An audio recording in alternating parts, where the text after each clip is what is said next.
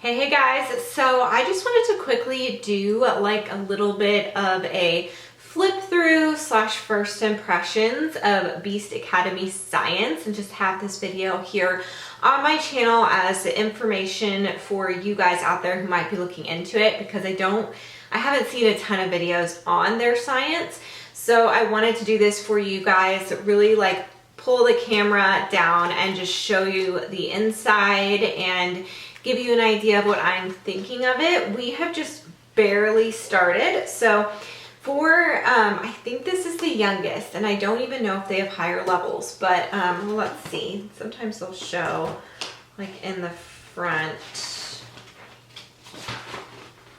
I don't see like any other levels. Oh yeah, it says Beast Academy. You're in Beast Academy Science 3A. In your hands is the very first printing of the very first Beast Academy Science book ever written. That's kind of exciting. We are always creating new books, materials, and resources to complement this book. Check the Science 3A page of beastacademy.com for the most up-to-date information and resources available. Oh, that's interesting. So maybe there's some other resources out there. So it tells you about planning right here. Beast Academy Science 3A is the first in a two-part level 3 science series. So this is A, and then this is B for level 3. And I do have a third grader, so I got this specifically for him. Level 3 offers a complete size curriculum for motivated and curious third graders. Level 3 includes 32 chapters, 16 per book. To complete the curriculum in a typical 36-week school year, we recommend completing one chapter each instructional week. Okay, that's interesting. So, let's see how long a chapter is. So, chapter 1, predictions. Okay, so that's not bad. So, chapter 1, this is where we have started, and we haven't finished chapter 1 yet, but we keep trying to start our school year this summer like a little early, and then it doesn't work out. So I think we're probably, I thought we were going to start this Monday, but then we have orientation, parent orientation for Classical Conversations this Monday. So Tuesday, August 4th should be our official, like really now we're dedicated to doing school. Fingers crossed. But anyway, so I did start this little bit, and so chapter 1 is predictions, and I love like the world record for free throws made in a row is over 2,500. I read that to my son. He's a big did you know guy, and he starts telling me more random basketball did you know facts. And as I was reading these, like pitchers throw softballs at speeds over 60 miles per hour that go right where they're aiming. People have bowled more than 40 strikes in a row. Ooh, I didn't know. That's interesting, but I forgot that. But anyway, I read that, and then he's like, okay, are there more? Like, are there more fun facts? Like, this kid could just listen to facts all day. So anyway, we liked that. And this is talking about predictions, objects in motion. And so then it goes into the comic book. So it does have, it's not the same as their math, where it's just like comic book worksheets. I mean, I guess kind of it is, but anyway, it has comic book style. So you go into the comic book and you read the little lesson, comic book lesson, which I think is fun and unique. This one was cool. It's like you create, the kids in this class created this like little pulley system or whatever you call it, where it reminds me of that movie. Is it Honey, I Shrunk the Kids, where the kid has like a room where he has like, you push the dominoes, and then that like hits the scissors, which causes it to clip this rope, which then turns off a light switch. Like, I don't know, I'll have to insert the clip from that movie that I'm thinking, but I always, like, as a kid, I remember seeing that movie, I think in theaters, and being like, this is the coolest thing ever, I want to do that, and I never did.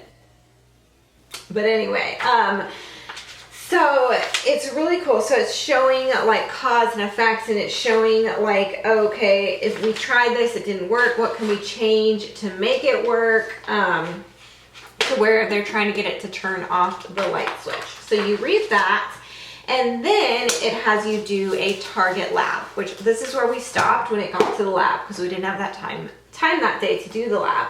And what it's saying is you get a marble and it's showing you how to like create a ramp for the marble, and you're trying to get it to land in the cup. And so you have to like adjust the height and everything to get it to land in the cup. And then you have your observations, multiple rolls, what happened, your marble practice. So you answer some questions after rolling your marble at least 8 times. Like your marble probably didn't bounce exactly the same way every time. Describe the differences you noticed.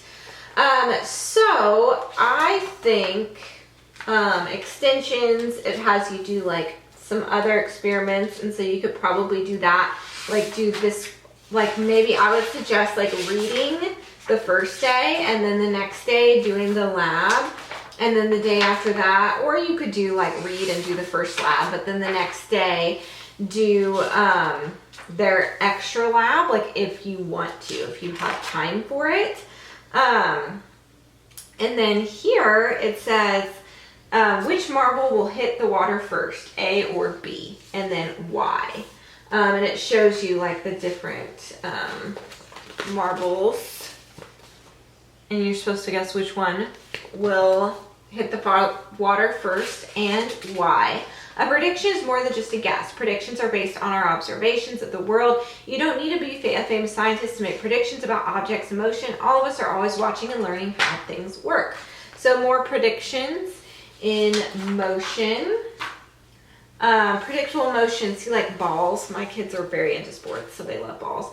Think about what makes some things easier to predict than others. The 3 balls below are dropped from the same height into a basketball court. Which ball's path you think would be easiest to predict? Hardest, explain of these balls. So you explain that. Summary. Okay, another did you know, which that's my kids' favorite saying. So some more facts that we will get at the end for the summary, and then that's that chapter on predictions. And then it goes into motion for chapter 2 and evidence. And there's space, which we will be learning about space in classical conversations, and so I like seeing that. But okay, so my thoughts going through all this first chapter, and this is why I talked about this in another video, but I want to do like lesson plans and like plan ahead. I know a lot of homeschoolers like to just open it up and go, which you definitely could probably do that with this, but I think it would be easier if you planned, you know, for like the lab. But in my mind, when I saw this and it was telling us to like make this little ramp, which seemed a little, I don't know, I'm not crafty. I immediately thought of our marble run. So we own a marble run. We have collected, you know, you can get like a box set, and it doesn't come with a ton of stuff, but we have collected multiple boxes over the years because my oldest, who is now 16, almost 17, he was into marble runs when he was younger. So we have this huge collection of marble run stuff. So I thought instead of using this like ramp thing they want us to make, we would do our marble run and just set it up to try to get it to land in a cup, and have to adjust the marble run to get it to land in the cup, or adjust it to land wherever we want it to land. So I thought that would be a lot more fun, and I think that my 3rd grader, I'm going to be reading this to him and doing the chapters like just on his own, but then I will bring in my 1st grader and my preschooler to do the marble run with us and help us get it set up, and we can talk about it and everything. But then once we're done, you know, we like when we do our rolls, we'll write those down. That will just be between me and my 3rd grader. And then when we're done, the questions will just be for me and my 3rd grader. I don't think my 1st grader or preschooler need to do that. So that's how I'll tailor that. And then, what's the other thing I was thinking? Oh, the ball thing, dropping the balls. I think we could go on, like we have all of these. I think we even have a beanbag. If not, I could probably get one. But we could do our predictions, and then we could go to our stairs and drop it ourselves and see what actually happens. I think that would be fun. There's also other fun like gravity type things that you can do, like wrapping an egg in something and dropping it, and so maybe we could do that too. I think that would be fun. So anyway, I really like this, and I think that you can just follow exactly what they say, or you can kind of take it and make it work for you. My guess is we'll do this like once a week, maybe me and my third grader once or twice a week together. And then like we'll definitely only do one chapter a week, if that, but it just depends on the week. Maybe we'll do one chapter every 2 weeks. Read, do the experiment the next week, answer the questions, like just go through it slowly. I am not in a rush with this at all. So let's see, chapter 2, evidence. In the previous chapter, we made lots of predictions about objects and motions. How can we improve our predictions? It helps to know why things happen. So I feel like in this book is really teaching your kid to like be a little scientist. And I really like that. I feel like we've done a lot in our science of like nature studies or reading about science through literature. We haven't done a lot of like experiments. We will in CC, so that will be good. But I feel like this is like more of a concrete like science curriculum where he's really starting to learn about like how science works and everything. So I really like that. Claims and evidence. So a claim is an example for something based on what we know. Evidence from observations and measurements can help us decide whether a claim is true or help us revise it. Let's take a look at Grog's claim about addition and multiplication below. Claim, multiplying two numbers always gives a bigger result than adding them. Oh, so that's fun, and he's learning multiplication right now. And so we'll test that, figure out if that claim is true. Other claims, all animals have teeth, all rocks sink in water. So this is a really cool, I love all like the sports stuff in it and balloons. My kids love balloons. So this is just, I think this is a really fun and well done science curriculum. Honestly, guys, I'm kind of liking this more than their math even. As far as a physical book, I feel like their math, I'm starting to lean towards just wanting to do it online as like a fun game extra thing for my kids that they can do independently. But this I think is really fun and something I want to do with my kids. And we do mostly like science and history as like group subjects. But I like the idea of like my third grader starting to have like his own science that we do together, and then just incorporating the younger kids. So now I'm just going to give you guys a flip through of both of these books just so you can get a closer look of what's inside them if you are interested. I will say I do think it talks about like millions of years or whatever. So if that is like against your beliefs or you don't like that, then maybe skip this curriculum. I think it's just a way to chat about it. And so I don't have a problem with it, but I know some people might, so I just thought I'd mention that. But anyway, if you enjoyed this video, please give it a thumbs up. Definitely subscribe and click the bell if you're new to be notified when I post new videos. But let's do the flip through. Here's A, here's B. So I will open up A. I already showed you guys a few pages. Star questions and tasks have hints in the back starting on page 312. That's cool. Discussion, find a partner or group and work through these questions together. Research. Students will need access to online resources to answer these questions. Journal, collect answers to these questions in a separate science journal notebook. Okay, I like that. Having a little notebook. BA Science 3A content is aligned to the next generation science standards. Often goes well beyond what is typically expected of students. Together with 3B, Level 3 will cover all of the concepts, practices, and standards outlined for Grade 3. Okay, materials. Okay, so that's nice. So here is a look at what materials you would need if you're following it exactly like they show. Will this focus or what?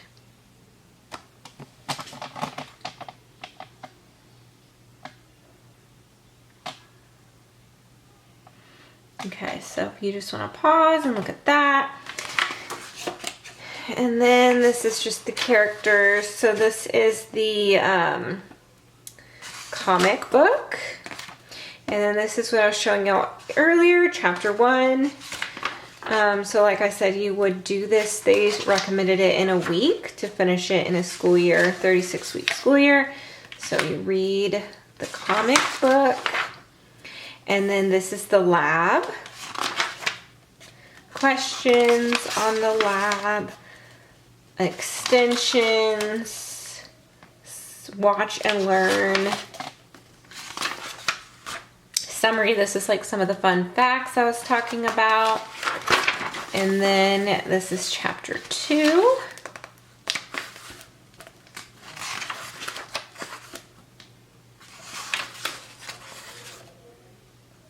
Air resistance. Slow your roll. Okay, so another funny little comic book. Bottle drop. That looks like an interesting experiment. Revising a claim. Comic book guys come back. Evidence from the moon. So I like that for our science. We're going to be studying science this year in CC. A feather in your cup. Okay, and then chapter 3, cause and effect. Comic book again.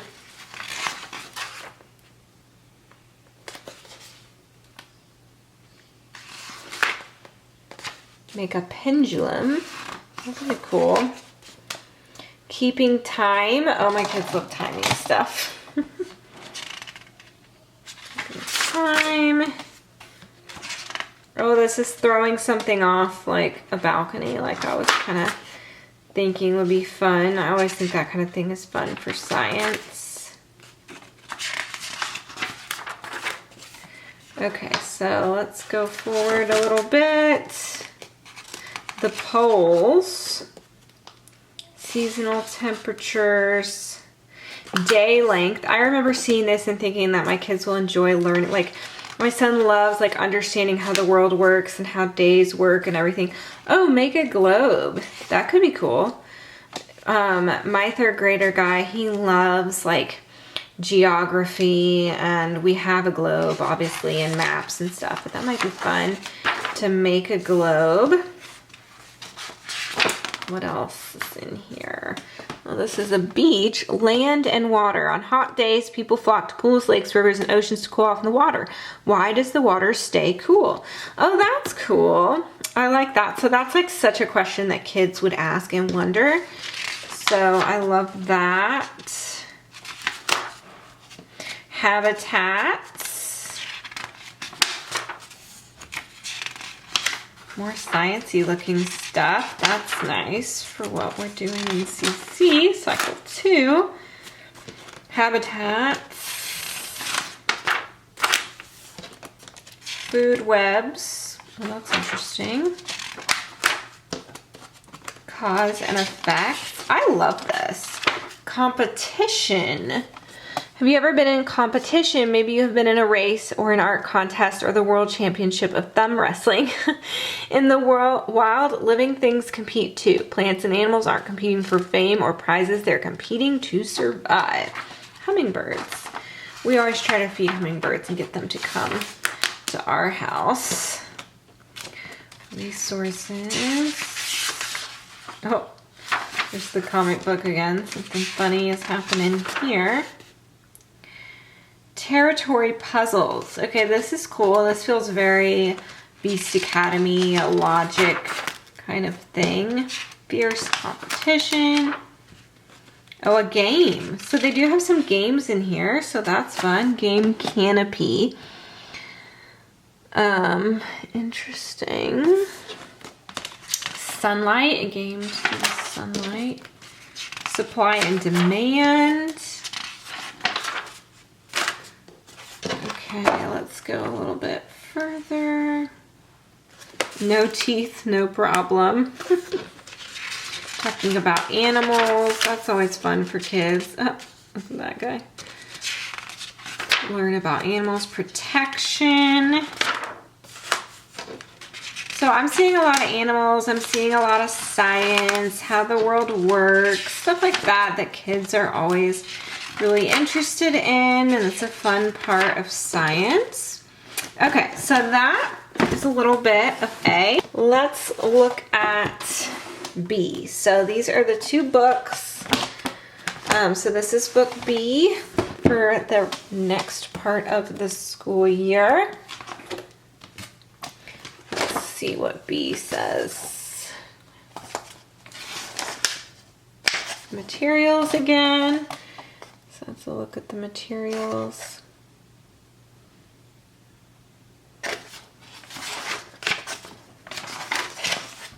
Comic book. Fast and slow. Scientists study ancient dinosaur footprints to understand how these creatures moved. What clues do you think scientists used to help them guess how fast or slow these creatures were going? Oh, that's interesting.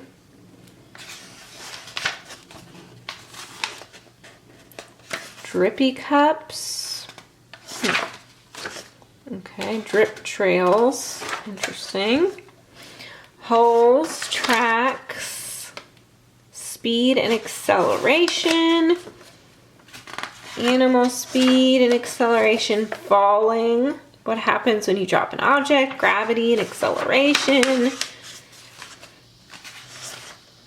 Okay. Oh, we were playing this game, Jenga, whatever, the other day, me and the kiddos. Even my little 3-year-old, she'll be 4 in September, she was able to play with us all the way up to my 16, almost 17-year-old. They actually share a birthday month, September. So, soccer. My kids play soccer. Hey, baby. You want to color? Inertia. Just a second. Okay, game, coin golf. Place 4 dots on a sheet of paper, one near each of the corners as shown, numbered from 1 to 4. Place the paper on a large flat surface with a single cord in the center of the paper. Move the coin to each dot in order by shifting the paper without ever touching the coin. Every time the coin moves across the paper and comes to a stop, count as a stroke. The goal is to get the coin to touch each of the 4 dots in order in as few strokes as possible. Interesting. So these are inertia demonstrations. Okay, my daughter has come in here, so early life. I don't know about that one. That one might be problematic for some people, but oh look, pyramids. Oxygen. Greenhouse. Earth's blanket. Volcanoes. Glaciers. Snowball Earth. Eras. Life has changed dramatically since it first appeared over 3 billion years ago. So yeah, that's just if you believe that or not, or want to have that discussion with your kids. I feel like that kind of stuff starts in book B. So I don't know if maybe some of this, you know, if people don't want to talk about that kind of thing, or I don't know. I mean, I'm going to look at it and see what they have to say, and if I disagree with it or just don't want to get into that, then we may just skip certain parts of that and just do more A. Species. So I think we are learning about species in CC as well. I'm not sure, but that's something else too. I might go through and just see what relates mystery species to our CC stuff. So anyway, that is all I'm going to share today. Definitely leave any questions or comments you have down below, and I'll see you next time. Bye.